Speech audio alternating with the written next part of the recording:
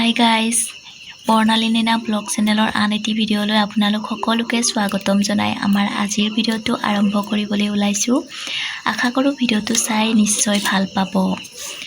আজি মই আপোনালোকলৈ আগবঢ়াবলৈ ওলাইছোঁ পৰাঠাৰ ৰেচিপিৰ ভিডিঅ'। আৰু তেনেহ'লে বলকচোন মই কেনেদৰে পৰাঠা বনালোঁ আপোনালোককো দেখুৱাই দিওঁ। আলু পৰাঠা বনাবৰ কাৰণে ইয়াত মই 3 কাপ আটা লৈছোঁ আৰু ইয়াত দিছোঁ ৰিফাইন তেল, নিমখ।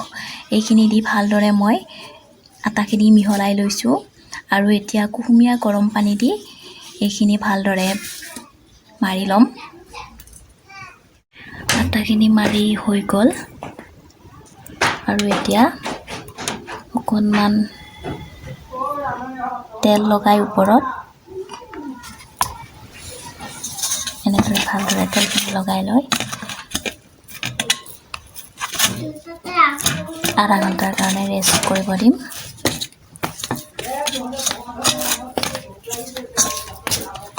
হৈ গ'ল, এতিয়া আধা ঘণ্টাৰ কাৰণে ৰেষ্ট কৰিব দিম। আৰু ইফালে ৰাখিছোঁ এটা পিঁয়াজ একেবাৰে মিহি মিহিকৈ কাটি। ইয়াত আছে আদা এটুকুৰি পিহনাত ধুনীয়াকৈ মাৰি লৈছোঁ আৰু ইফালে আছে কাশ্মীৰী ৰেড চিলি পাউডাৰ একেবাৰে কম পৰিমাণে লৈছোঁ। ইয়াত আছে জিৰা গুড়ি আৰু ইফালে আছে জালুকৰ গুড়ি অকণমান। যিহেতু মই পৰাঠা দুটাই বনাম সেইকাৰণে বস্তুখিনিৰ পৰিমাণো কমাই লৈছোঁ। আপোনালোকে যিমান বনায় সেই পৰিমাণে বস্তুখিনি ল'লেই হ'ল। আৰু ইয়াত ধনিয়া পাত দিব পাৰে, মোৰ লগত বৰ্তমান নাই সেইকাৰণে মই দিয়া নাই। ইয়াত আছে আলু 3 পিচ বইল কৰি ৰাখিছোঁ আৰু এতিয়া মছলাখিনি মই ইয়াত দি দিম। প্ৰথমতে দিছোঁ পিঁয়াজ, আদা আৰু ইফালে মছলাখিনি গোটেইখিনি ইয়াত দি দিম।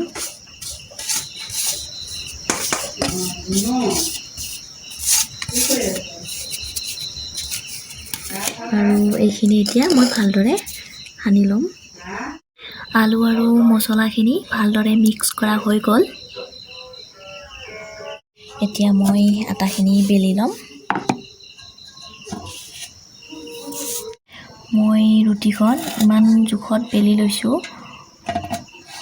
যিহেতু ইয়াত আলুখিনি সোমাই দিব লাগিব সেইকাৰণে মই বহুত বেছি ডাঙৰ কৰি পেলা নাই। এতিয়া আনখন ৰুটি মই বেলি লওঁ।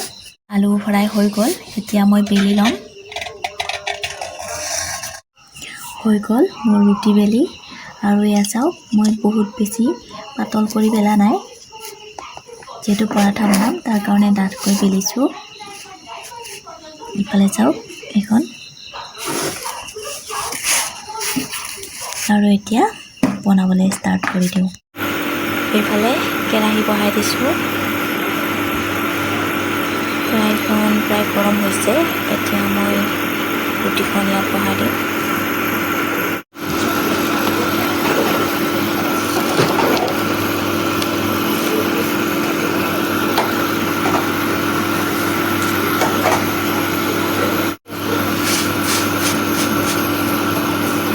এইটো চাইড লুটিয়াই দিম।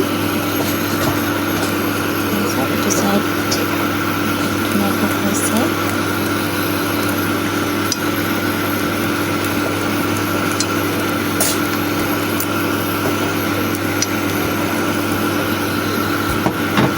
ইয়াত মই অকণমান ৰিফাইন তেল দি দিম।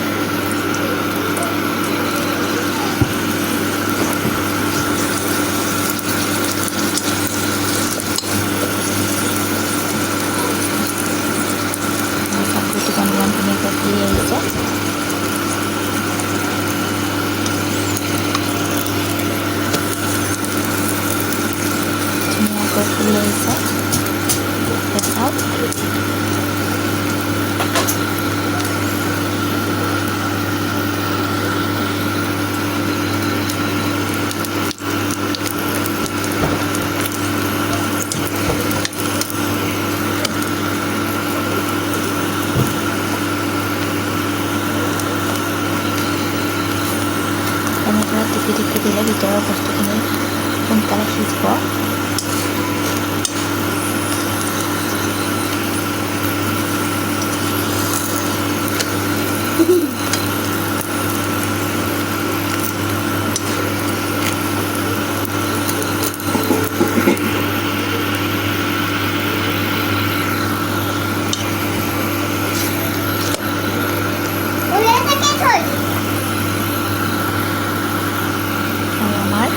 পৰাঠা ৰেডি হৈ গ'ল।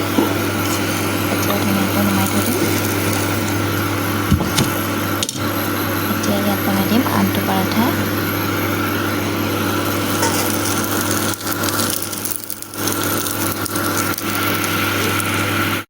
এইফালে মই আলু পৰাঠাৰ লগত খাবৰ কাৰণে বুট, মটৰ আৰু আলু দি এখন ধুনীয়া তৰকাৰী বনাইছোঁ। এইটো বনোৱাটো দেখুৱাই নিদিলোঁ। এয়া চাওক ইমান ধুনীয়া কালাৰ আহিছে।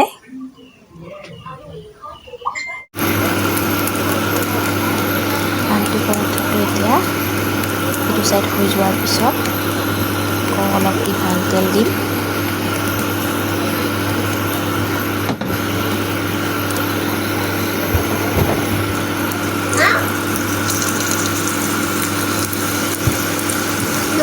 ধুনীয়াকৈ ফুলিব ধৰিছে।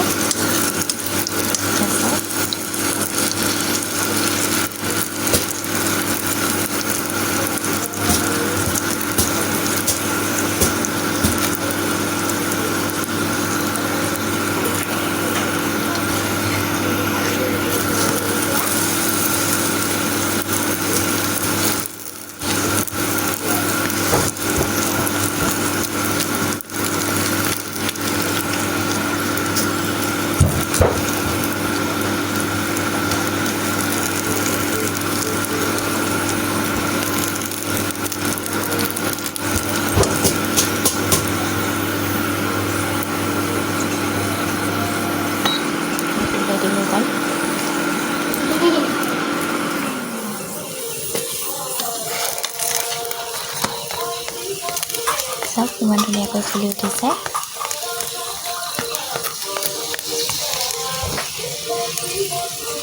হৈ গ'ল। এয়া চাওক আমাৰ পৰাঠা ৰেডি হৈ গ'ল। ইফালে আছে বুট, আলু, মটৰৰ তৰকাৰী আৰু ইফালে পৰাঠা। আৰু আমাৰ ভিডিঅ'টো যদিহে ভাল লাগিলে তেনেহ'লে লাইক, কমেণ্ট, শ্বেয়াৰ আৰু ছাবস্ক্ৰাইব কৰিবলৈ নাপাহৰিব। তেনেহ'লে আজিলৈ আহিছোঁ। Bye bye.